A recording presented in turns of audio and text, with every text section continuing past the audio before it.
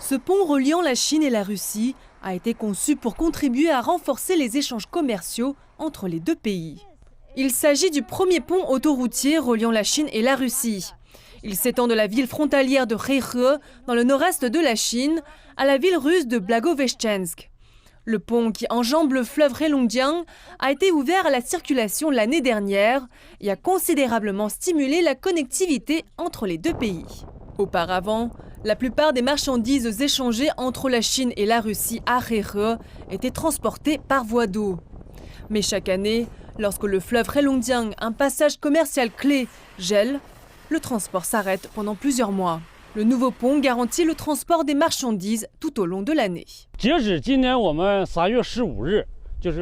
Au 15 mars, 2950 véhicules entrants, 7909 véhicules sortants et 4600 machines automotrices ont emprunté le pont du Heilongjiang. Song Yinan dirige une entreprise d'exportation de véhicules à Heihe et à Blagoveshchensk.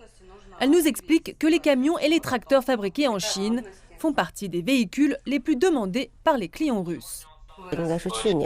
Depuis l'année dernière, la Russie a ajusté ses politiques d'importation, ce qui offre de grandes opportunités aux produits chinois. Et le volume des échanges de notre société avec la Russie a fortement augmenté. L'entreprise a enregistré 300 millions de yuans d'échanges avec des clients russes en 2022.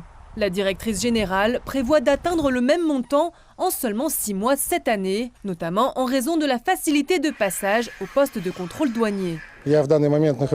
En tant que chauffeur de camion, je me rends souvent à Heihe. Je pense que c'est très rapide et pratique de passer la douane ici. Les points de contrôle électronique surveillent les véhicules et vérifient les déclarations douanières. Les véhicules peuvent passer le point de contrôle immédiatement.